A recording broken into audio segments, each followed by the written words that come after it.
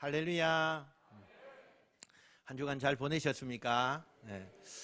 요즘에 여러 가지 아픈 분들이 많이 이렇게 생깁니다. 여러분들 한절기가 오고 또 계절이 바뀌니까 많이 이제 우리 육체적으로 조금 많이 힘들어 하시는 분들이 계세요. 그래서 여러분 어쨌든 건강하셔야 되고 또 면역을 잘 키워야 됩니다. 그래야 우리가 병으로부터 안전하게 또 될 수 있고 또 하나님 앞에 기도하면요 하나님이 모든 그 가운데 역사하십니다. 할렐루야. 네.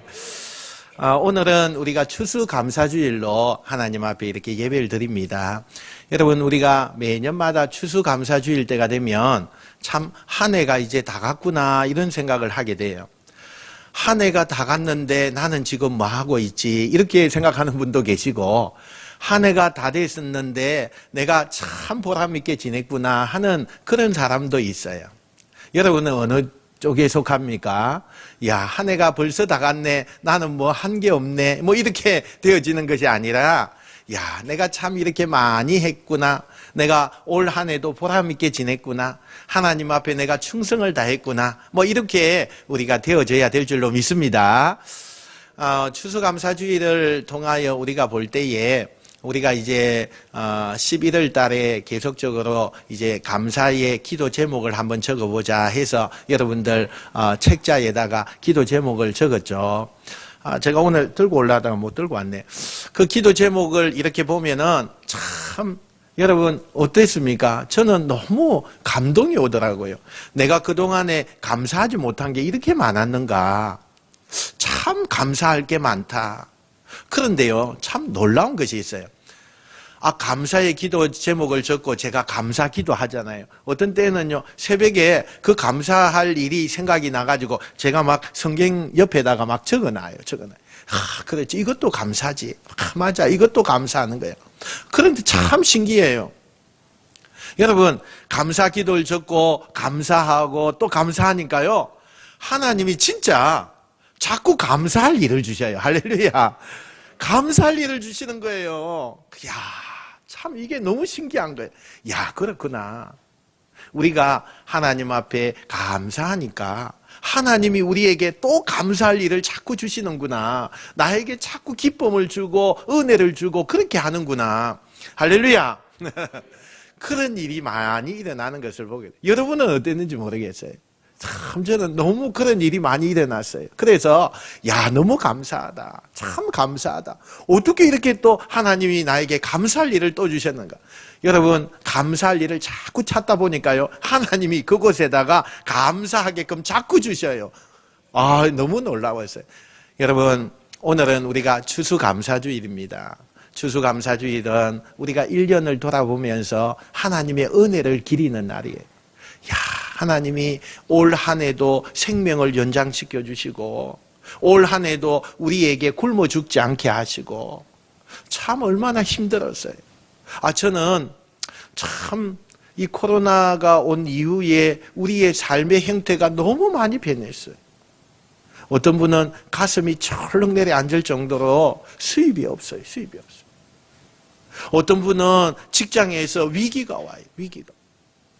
그런 모습을 보면서 지금 내가 이곳에 이렇게 앉아 있는 것에 대한 감사가 나와요, 여러분. 그렇게 어려운 시절을 우리가 살았음에도 불구하고 하나님 앞에 여러분의 얼굴은 똑같이 되니까 제가 얼마나 감사한지 몰라요, 여러분. 어떤 한 사람도 얼굴 찡그리면서 앉아 있지 않아요. 너무 감사해요. 너무 감사해요. 여러분, 지금은 추수 때입니다. 참 우리가 들에 나가 보면 그 벼가 얼마나 참 잘 익었는지요. 참 우리 교회는 아직 그런 게 없죠. 참 옛날 교회에는 그 볕단을 막 가지고 갔어요. 볕단을 베어서 막 가지고 와서 이렇게 장식을 쫙 해놨는데 야, 참 가슴이 어떤 때는 멍멍할 때가 있어요. 하나님이 이렇게 하셨구나. 이걸 누가 하셨겠어요? 하나님이 하신 거예요. 그 들녘을 바라보면요, 농부의 마음은 그 들녘을 볼 때 얼마나 가슴이 벅찬지 몰라요. 그동안에 태풍도 오고 비도 많이 오고 그래서 막 물에 잠기기도 하고 막 그때의 그 농부의 애타는 마음은 말로 표현할 수가 없어요. 그런데 그것을 다 지나고 추수 때가 가까이 와서 그 열매 맺은 것을 보면서 그걸 거두들이면서 농부의 마음은 얼마나 기쁜지 몰라요. 제가요, 여러분을 볼 때에 똑같은 마음이 생기더라고요. 얼마나 어려운 시기였습니까? 참 생활이 안 될 정도의 그런 시기였습니다. 그런데 여러분, 그 시기가 많이 지나가고 연말이 되면서 여러분이 똑같은 모습을 가지고 작년에나 지금이나 똑같은 모습을 가지고 어려운 그것이 다 지나갔는데도 또 계속되고 있는데도 불구하고 똑같은 모습으로 여러분이 있는 걸 볼 때에 목회자의 마음은요 너무 벅찬 거예요. 벅찬 거예요. 그래서 너무 감사가 나오더라고요.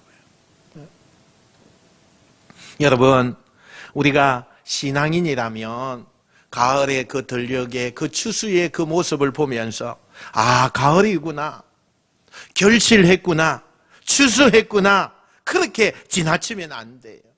우리는 영적인 눈을 좀 떠서 하나님의 그 사랑과 은혜의 그 모습을 우리가 좀 보면서 확인하고 감사하고 또 감사하고 이런 것이 신앙이라는 거예요, 여러분.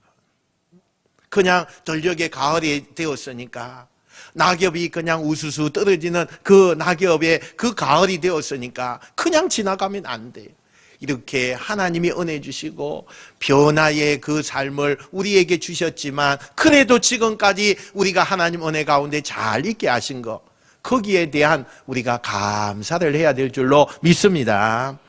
여러분, 이 한 해 돌아볼 때에 저는 너무나 우리 성도님들 위해서 기도를 많이 했습니다. 하나님, 무너지지 않게 해주세요. 하나님, 참 어렵습니다. 참 제가 조금 걷는다고 밑에 이렇게 내려가서 골목골목마다 이렇게 다니면서 좀 걸으면서 좀 다녀요. 근데 한 달 전이나 한 달 후나 변화가 너무 많아요.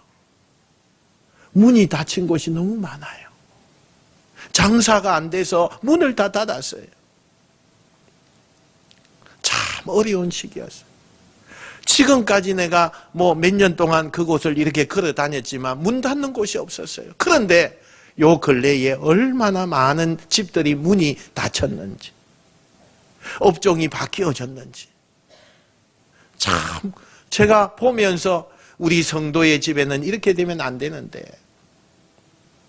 너무너무 힘든 그 모습을 제가 보면서 참 지금까지 우리가 이런 거 경험해 보지 못했는데 하나님이 이런 걸 우리에게 주셨지만 잘 견디게 해달라고 그렇게 다니면서 막 기도를 한 적이 있어요. 여러분, 정말 한 해 동안에 수고하셨습니다. 땅에 심겨진 그 생물들은요, 이 어려운 가운데서도 산에 불이 나고 그렇게 다 했지만 생명의 그 싹이 다시 올라오는 것을 볼 때 희망이 있더라고요. 그 불탄 곳에 다시 새싹이 다시 올라오는 것을 보면서 우리는 하나님이 보호하시고 하나님이 역사하시기 때문에 우리는 넘어져도 일어나게 되고, 하나님의 그 역사하심을 내가 믿는 신앙인이기 때문에 하나님이 나를 절대로 넘어 있게 하지 않을 것이다, 그런 마음을 가지고 하나님 앞에 감사하는 여러분 되시길 축원합니다. 예수님께서는 공중에 나는 새를 보라, 들에 핀 백합화를 보라, 길쌈도 수고도 안 해도 잘 자라고 있지 않느냐, 그걸 누가 했느냐? 하나님이 하셨다, 이렇게 이야기해요. 하나님이 하셨다. 여러분, 오늘 우리가 하나님의 이 도우심을 우리의 마음판에 새기고 하나님이 살아계시기에 우리도 똑같이 하나님의 은혜를 입는다는 이 확신을 가지고 살아가는 신앙인은 반드시 이 어려운 가운데에서도 이기며 승리하며 나갈 줄 믿습니다. 여러분, 이 추수의 계절에 우리가 하나님 앞에 감사 예배를 드리고 있습니다. 이것은 감사하는 자가 되라는 거예요. 다시 말하면 하나님의 그 사랑을 깨닫고 내가 너무 어렵지만 내가 힘을 써서 하나님 앞에 감사하라고 말씀하고 있다는 사실이. 여러분, 참 사람이라면요, 사람만이 하나님 앞에 감사하게 돼요. 여러분, 짐승이 막 이야기하면서 감사하는 거 보셨어요? 사람만이 감사할 수 있는 존재예요. 그런데 우리가 삶을 살아갈 때에요, 참 사람만이 감사할 수 있는 존재인데 그 사람이 다 감사하는 것이 아니더라고요. 감사를 잘 못하는 사람들이 굉장히 많아요. 우리 경상도 사람이니까, 경상도 사람은 감사하는 걸 잘 표현을 못한다잖아요. 그죠? 속에는 있어. 속에는 있는데 표현을 잘 못해요. 그런데 그러면 안 된대요. 하나님은요, 감사하는 마음과 함께 표현을 하래요. 표현을. 여러분, 우리가 하나님 앞에서 삶을 살아갈 때에 많은 사람들이 감사할 수 있는 존재인데도 불구하고 감사하지 않는 사람이 그렇게 많은데, 우리가 하나님의 그 은혜를 알고 우리는 표현도 하고 감사도 하는 여러분 되시길 축원합니다. 여러분, 예수님께서 10명의 한센병자를 고치신 사건 우리가 보셨죠. 그 10명의 한센병은요, 이 한센병이라 하는 것은 굉장히 무서운 병입니다. 그죠? 무서운 병이에요. 지금도 좀 무섭지만요, 옛날에는 너무너무 무서운 병이에요. 왜? 이게 생명과 연관이 되어 있기 때문에 이 병에 걸리면 다 죽는다고 했어요. 그래서 사람들이 그 병에 걸리면요, 너무 두려운 거예요. 너무 그냥 걱정도 많이 되고, 가족들과 헤어져야 되고, 혼자서 외롭게 있다가 죽어야만 되는 그 병이 한센병이에요. 그런데 그 한센병 10명의 사람들이 예수님 때문에요, 고침을 받았어요. 그런데 우리가 잘 알다시피 그 10명이 고침을 받고 다 달려와서 예수님 감사합니다, 내 병이 고침을 받았습니다, 이렇게 하지 않았어요. 그 중에 몇 명만? 한 명만 와서 예수님, 제 병이 고침을 받았습니다, 너무 감사합니다, 너무 고맙습니다, 그렇게 했어요. 그때 예수님께서 하신 말씀 기억하십니까? 10사람이 다 깨끗함을 받지 아니하였느냐? 그 9은 어디에 있느냐?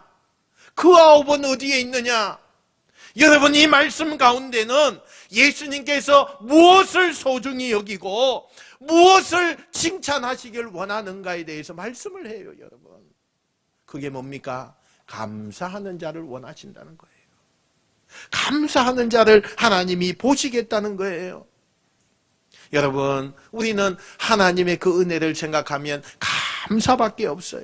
그래서 감사의 마음에서 쏟아져 나오는 것이 뭐냐? 경배와 찬양이 함께 더불어서 하나님 앞에 올려드리는 것이, 그게 감사 예배예요.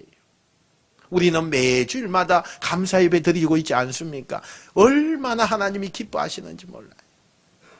그 감사의 예배를 통해서 하나님이 영광 받으시고, 또 제가 아까 처음에 이야기했죠, 감사하는 자에게 하나님이 또 감사하게끔 해주시는 거예요. 내가 생각지도 않은 곳에 하나님이 감사의 열매를 주시는 거예요. 이야, 우리는 그렇게밖에 할 수가 없어요. 표현이 그렇게밖에 할 수 없어요. 너무 감사할 일들 주니까 내가 생각지도 않은 곳에서 감사가 나올 수 있는 그런 은혜를 하나님이 주신다는 거예요. 여러분, 우리는 끊임없이 질문해야 돼요. 예수님이 말씀하신 그 9은 어디에 있느냐?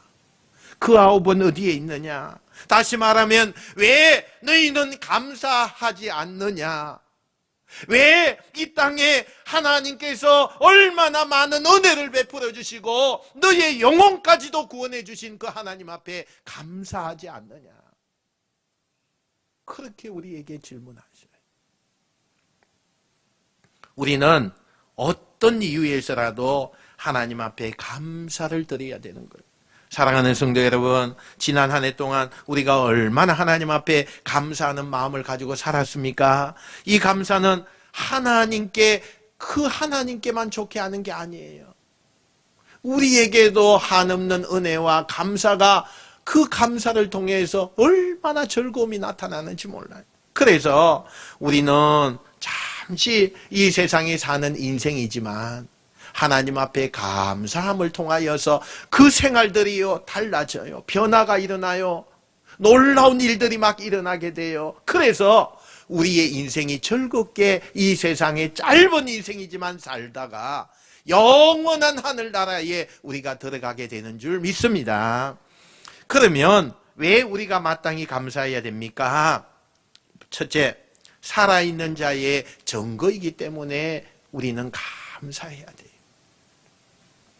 성경에 마땅히 하나님께 감사하는 것은 13절 후반에 마땅히 하나님께 감사할 것은 하나님이 처음부터 나를 택하사 이렇게 이야기했어요. 하나님이 처음부터 나를 택해 주셨대요. 이 세상에 내가 태어나기도 전부터 나를 택해 주셨어요. 그 말은 내가 하나님의 자녀가 되어서 영원한 천국에서 우리가 영생복락을 누리게 해주시겠다는 거예요. 얼마나 감사한 겁니까? 얼마나 감사해요. 또 성경은 산자가 감사한다고 해요. 이사야 38장 19절 말씀해 보니까 오직 산자 곧 산자는 오늘 내가 하는 것과 같이 주께 감사하며 그랬어요. 주께 감사. 산자 죽은 사람은 절대 감사할 수가 없어요. 여러분 죽은 사람이 고맙다고 해서 여러분 나와서 여러분에게 감사하다고 하는 사람 보셨어요? 죽은 사람은 움직이지도 못해요. 감사할 수가 없어요. 산자만이 감사할 수 있어요. 할렐루야. 여러분 우리 그리스도인들은 두 번 태어난다고 그러죠. 한 번은 육체적으로 태어나는 거예요. 그 다음에 두 번째는 우리가 영적으로 태어나는 거예요. 거듭나는 거예요. 그러면 여러분 성도의 감사는요, 이 영적으로 태어나는 이 구원의 감사가 있어야 돼요. 여러분 우리가 생명을 다 하고 나서 이제 하나님 나라에 가기 직전에 저는 참 그게 궁금해요. 많이 돌아가시는 분을 제가 많이 봤거든요. 그런데 누구 하나 겉으로 마음속으로 어떻게 했는지 모르겠어요. 겉으로 하나님 나 구원해 주신 거 감사합니다 하는 분이 별로 없더라고요. 없어요. 내가 생명을 다하는 그날에 내가 거듭났고 중생되었고 하나님의 자녀가 되었기 때문에 하나님 앞에 부름을 받고 가는 그 순간에 하나님 내가 하나님의 자녀로 이렇게 살게 해주신 거 감사합니다. 여러분 이게요 얼마나 중요한지 몰라요. 이 세상에 내가 삶을 살아가면서 내가 하나님의 자녀로 산다는 거 이거 얼마나 중요한지 몰라요. 이 세상에는 두 종류거든요. 하나님의 자녀냐 사단의 자녀냐 두 개예요. 두 개. 여러분 그 가운데 나는 중성이 없어요. 나는 하나님의 자녀도 아니고 사단의 자녀도 아닌 그런 삶은 없어요. 여러분 우리에게는 이 두 종류 가운데 반드시 한 가지의 삶을 살아요. 그런데 여러분은 어떤 삶입니까? 하나님의 자녀된 삶이에요. 얼마나 중요한지 몰라요. 물론 우리의 그 부모님에 의해서 그 가정의 삶을 살죠. 그러나 여러분 우리는 영원한 하나님의 자녀예요. 그래서 우리의 본 고향은요 저 천국이에요. 천국. 저 천국에 가면 이제는 죽음도 없어요. 그곳에는 영원한 하나님과 함께 사는 거예요. 다시는 아픈 것이 없어요. 고통스러운 것이 없어요. 영원한 거예요. 그래서 우리의 영혼은 죽지 않아요. 예수 안 믿는 사람들도 그 영혼은 죽지 않아요. 그러나 그 사람들은요 마귀의 자녀예요. 그래서 하나님이 마귀의 자녀는 어떻게 하느냐 저 지옥이라고 하는 곳에다가 넣어요. 마귀의 자녀는 사단이 주관할 건데요 그 사단이요 결국에는 그 자기의 자녀들 데리고 어디에다가 넣느냐 그 지옥에다가 넣어요. 지옥에다가. 우리의 삶을 다하는 그 순간에 나는 하나님의 자녀라는 것을 분명히 깨닫게 될 거예요. 나는 사단의 자녀라는 것을 분명히 깨닫게 돼요. 삶을 마무리하는, 육체적인 삶을 마무리하는 그때에 반드시 그게 나타나요. 그런데 내가 하나님의 자녀라는 게 얼마나 감사해요. 너무너무 감사해요. 이게 산자의 감사가 되어야 된다는 겁니다. 13절 중반절에 하나님이 처음부터 너희를 택하사. 누구나 하나님을 우리가 택할 수가 없어요. 누가 택하느냐? 하나님이 택하시는 거예요. 나를 하나님이 택해. 우리가 죄인 되었을 때에 다 지옥으로 가야 할 우리를 위해서 그리스도께서 십자가에 죽으심으로 우리에 대한 하나님의 사랑을 확정하셨다고 그래서 확정하셨다. 나의 육체와 생명도 스스로 선택할 수가 없는 것이 난데 영혼도 구원도 하나님이 선택해 주셔서 내가 하나님의 자녀가 되었다. 너무너무 감사한 거죠, 여러분. 너무너무 감사한 거죠. 그러므로 사도 바울은 나의 나된 것은 내가 아니요 내 안에 그리스도가 하신 것이라 이렇게 말씀을, 나는 구원을 위해서 하나님이 보내주신 그 예수님을 십자가에 죽으심으로 말미암아 하나님이요 죽음에서 나를 생명으로, 나를 죽은 자 가운데 있는 나를 산자로 세워주셨다고 말씀해요. 할렐루야. 여러분, 우리는 산자예요. 그래서 산자는 뭐 해야 돼요? 감사해야 되는 거예요. 감사해야 되는 거예요. 내가 하나님의 그 사랑 때문에 영원한 생명을 얻었기 때문에 우리는 감사해야 돼요. 살아있는 증거가 감사하는 겁니다. 마치 물속에 있는 물고기와 같아요. 살아있는 물고기는요, 죽은 물고기 어떻게 우리가 구별할 수 있습니까? 물속에 보면 알아요. 그곳에 파도가 치거나 그곳에 뭔가 물살이 좀 있으면요, 죽은 물고기와 산 물고기는 완전히 달라요. 죽은 물고기는 그 파도에 휩쓸려서 떠내려가요. 그러나 산 물고기는 어떻게 해요? 그것을 거슬러 올라가요. 여러분, 우리가 살아있다는 것은 세상에 거슬러 가는 그냥 세상을 따라가는 그런 삶이 아니라 세상에 여러 가지 풍파가 있지만 살아있는 신앙인은 세상이 어떻게 한다고 해서 그곳에 가는 것이 아니라 그 세상의 풍파를 거슬러 올라가는 것이 그게 신앙인이에요. 여러분, 우리가 세상 따라가면 안 돼요. 하나님의 말씀 따라서 우리가 올라가야 되는 거예요. 왜 감사가 산신앙의 증거입니까? 성경에서의 감사는 우리가 말로 하는 감사가 아닙니다. 성경에서의 감사는 언제나 하나님께 대한 감사예요. 감사의 대상이 사람이 아니라 하나님이라는 거예요. 그 하나님 앞에 우리가 찬양과 경배로 하나님 앞에 감사하는 거예요. 이스라엘 백성들은요, 그 자손들이 하나님이 은혜를 베풀어 주신 그 은혜를 날마다 기억하면서 하나님 앞에 예물을 드리고 감사의 역사가 일어났어요.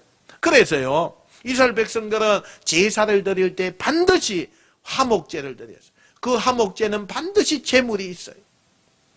제일 귀한 거, 하나님이 꼭 받으셔야 되는 거, 이런 것을 하나님 앞에 가지고 가서 하나님 앞에 그 제물로 드림으로 말미암아 감사의 신앙 고백이 나왔어요.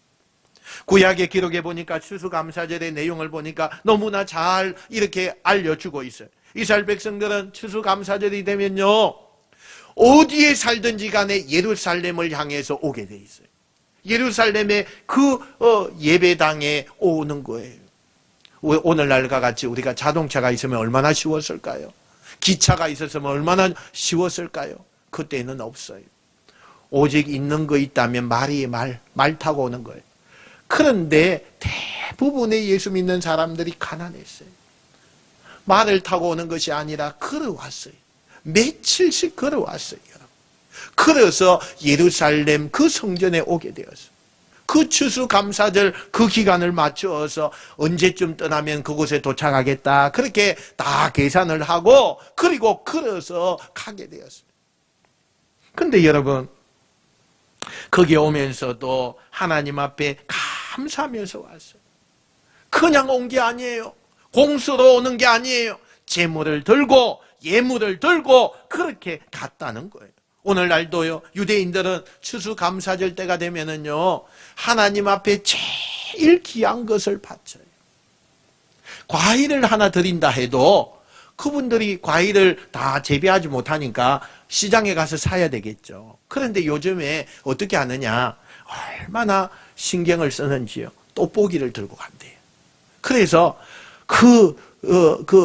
과일에게 흠이 있거나 이런 것을요, 돋보기 가서 이렇게 보면서 다 선별해서 가지고 온대요. 여러분, 그 마음 아시겠어요? 아시겠어요? 하나님께 드리는 것은 최고의 것으로. 하나님께 드리는 것은 최고의 것으로. 그래서 제단을 하나님 앞에 쌓았어요. 그리고 여러분, 우리가 아시는 것처럼 여호와의 그 백성들은요, 어려움과 너무나 핍박이 올 때에 그들은 에베네셀의 하나님을 날마다 부르짖었어요. 에베네셀의 하나님이 그 뜻이 뭡니까? 여기까지 하나님이 도와주셨다, 그 말 아닙니까? 환난과 어려움과 전쟁과 여러 가지의 그 궁핍한 거, 핍박하는 거, 이런 것이 많이 왔다 할지라도 에베네셀의 그 하나님 앞에 딱 붙어서 그 하나님 앞에 간구하고 어려움이 오면 올수록 하나님 앞에 더 찾는 그런 백성들이 이스라엘 백성들이었어요. 그리고 하나님 앞에 예물을 드리는 것, 단순한 예물이 아니라 여기까지 도와주신 하나님 너무 감사합니다 하면서 하나님 앞에 귀한 예물을 드렸어요. 여러분, 우리가 하나님 앞에 드리는 이 예물은요, 어떤 사람은 이렇게 표현해 놨어요. 씨앗이다. 씨앗이다. 여러분, 농부가 씨를 뿌릴 때에 참추수를 바라보면서 씨를 뿌려요. 근데 사람의 생각대로 됩니까? 안 되잖아요. 그 다음에 가을 때가 됐는데 너무 농작물이 안 됐어요. 먹을 것도 별로 없어요. 그렇다고 해서 그 다음 해에 씨를 안 뿌릴까요? 아니죠. 뭘 남겨둬요? 종작. 그죠? 종작. 제일 그 중에서 좋은 것을 놔둬요. 그리고 그 다음에 봄에 뭐예요? 그 종자를 다시 심어요. 우리는 나쁜 것을 먹고 안 좋은 것을 먹어도 놔두는 것은 뭘 놔둔다고요? 제일 좋은 거. 왜? 제일 좋은 것을 다시 심어서 많이 거두려고. 우리는요, 어떤 사람이 그랬어요. 우리가 하나님 앞에 드리는 그 예물은 씨앗이다. 그래서 그 씨앗이 농부가 한 해 지나가서 너무 농사가 안 됐다고 그 씨앗을 다 먹어버리는 것이 아니라 심듯이, 놔두듯이, 보관하듯이, 제일 좋은 것을 두듯이 우리는 하나님 앞에 그렇게 뿌려야 된다. 그러면 하나님이 좋은 것으로 인도해 주신다고 그렇게 말씀하는 분도 있어요. 여러분, 우리는 이 귀한 씨앗을 잘 뿌리고 또 그 씨앗을 잘 심을 수 있는 여러분 되시길 축원합니다. 두 번째는 마땅한 감사는 주 안에서 사는 자의 감사입니다. 13절 하반절에 보니까 성령의 거룩하게 하심과 진리는 믿음으로 구원을 얻게 하심이니 그랬어요. 성령의 인도하심, 하나님의 인도하심을 믿을 때 우리는 마땅히 하나님 앞에 감사해요. 마땅히 하나님 앞에 감사해요. 이건 그냥 우리가 감사하는 거예요. 그런데 여러분, 하나님의 인도하심을 받고 감사하는 사람은 하나님이 큰 복을 주십니다. 밀턴이라고 하는 사람은 말년에 눈먼 소경이 되었어요. 여러분, 우리가 잘 아는 에디슨은요, 귀머거리가 되었어요. 그런데 그럼에도 불구하고 하나님 앞에 이 두 사람은 감사했어요. 내가 형편이 어떻다 할지라도 하나님 앞에 감사했어요. 왜? 하나님의 인도하심과 하나님의 역사하심이 나와 함께 있기 때문에, 그걸 확신했기 때문에. 여러분, 그 결과 밀턴은 실라곤이라고 하는 위대한 작품을 썼어요.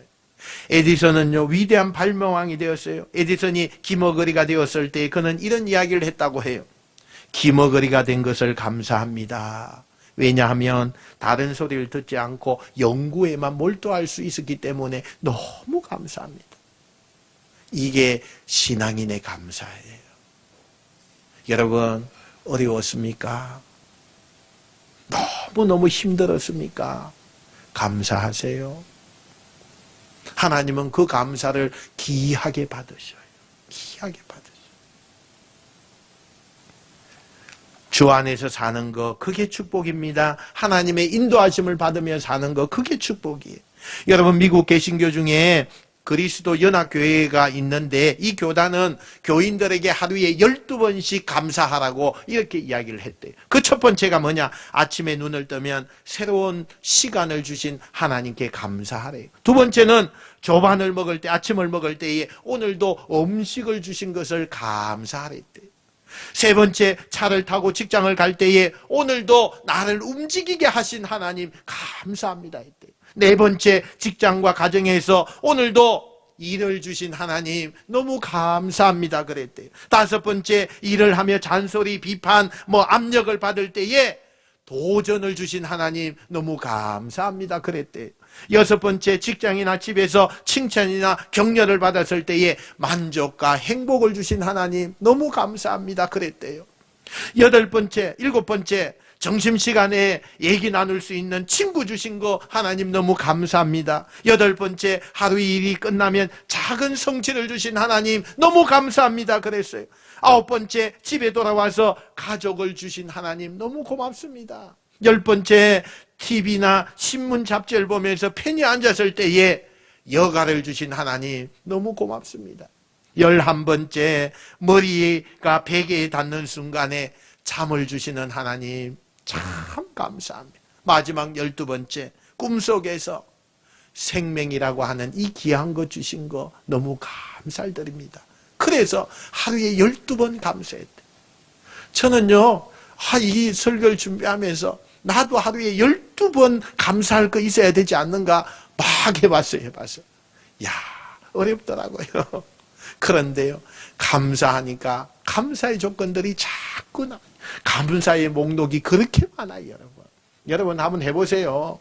내가 진짜 이런 게 하나님 앞에서 나에게 이렇게 주셔서 내가 은혜를 입고 있구나. 너무너무 많아요, 여러분. 그런 게 너무너무 많아요.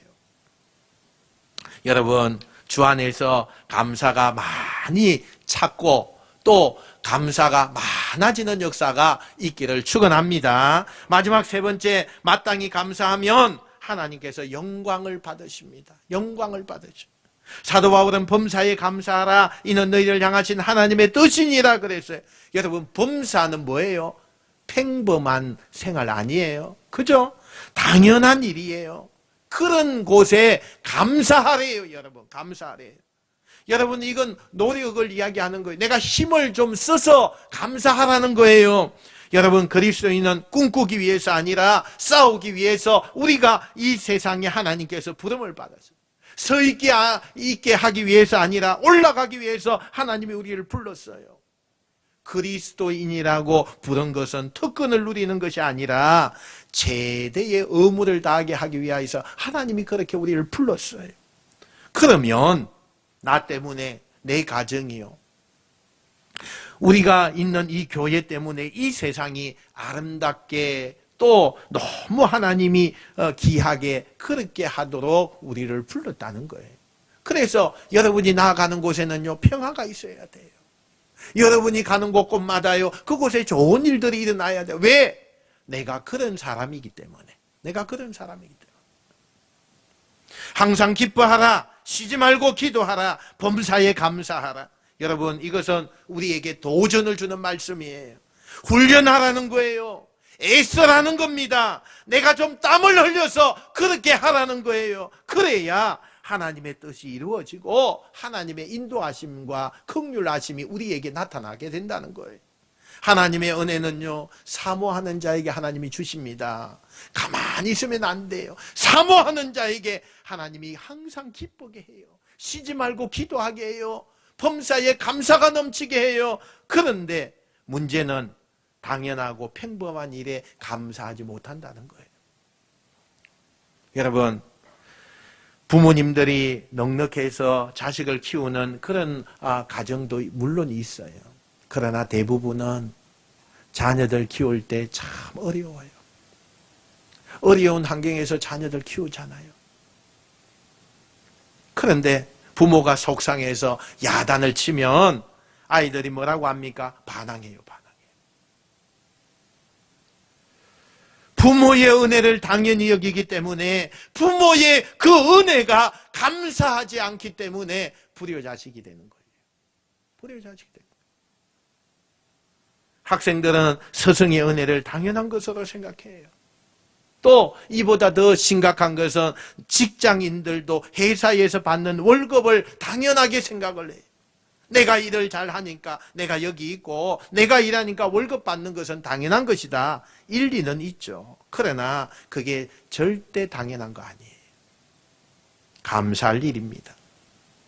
우리 신앙인이라면 마땅히 감사해야 되고, 하나님은 감사하는 자에게 은혜 주신다고 했으니까 그 은혜를 받는 것이 신앙인이에요. 지금은 IMF 때보다 더 어려운 시기를 맞고 있다고 합니다. 많은 회사들이 무너져서 문을 닫았어요. 이제 그 많은 사람들이 직장을 잃어버리고 어디로 가겠습니까? 근본적으로 잘못된 것은 잘못된 거고 더 옳은 것은 옳은 것이라고 우리가 할 수 있어야 돼요. 하나님께서 어떤 모양으로 이끌어 가시든지 그 안에 내 마음에 들면 드는 대로 감사하고 들지 않으면 들지 않는 대로 감사할 때 하나님은 우리의 모든 앞길을 열어주시는 것입니다. 할렐루야. 여러분, 우리에게는 은혜를 당연한 것으로 차부하고 다니면 안 돼요. 우리의 마음속에서 이런 마음을 모두 없애야 돼요. 당연하다고 생각되는 일들 속에서 감사를 찾아내는 것이 그게 신앙인입니다. 이걸 위해서 우리가 훈련해야 돼요. 왜냐하면 감사처럼 우리의 삶과 세상을 아름답게 만드는 것이 없어요. 그래서 우리는 늘 감사해야 돼요. 부모의 은혜를 당연히 여기고 감사할 줄 모르는 사람이 너무 많습니다. 만약에 여러분 자녀들이 부모의 은혜를 당연한 것으로 생각하지 않고 진심으로 감사하면서 효도한다면 여러분의 마음이 어떻겠어요? 너무 감동 아니겠어요? 그 자녀 어떻게 되겠어요? 하나님이 가만두실까요? 얼마나 좋은 일로 많은 것으로 축복하지 않겠습니까? 부모의 은혜를 당연히 여기는 사람과 부모의 은혜를 진심으로 감사하면서 사는 그 사람은요, 완전히 다릅니다. 달라요.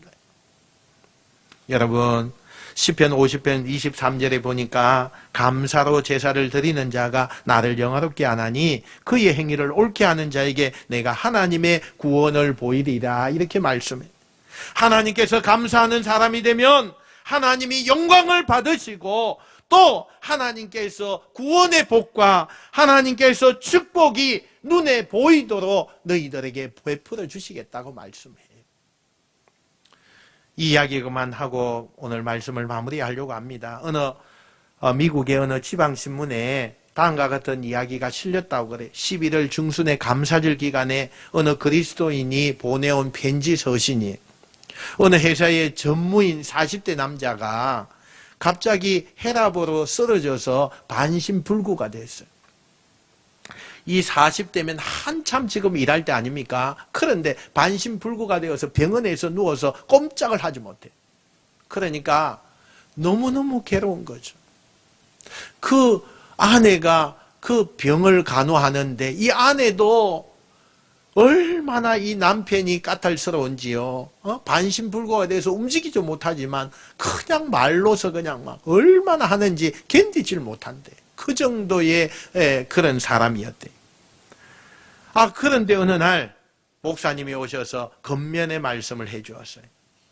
사랑하는 형제님, 신세 타령이나 하지 말고 불평 불만 이런 거 하지 말고 인생을 살아오면서 감사할 사람 찾아보세요. 감사할 수 있는 내용 찾아보세요.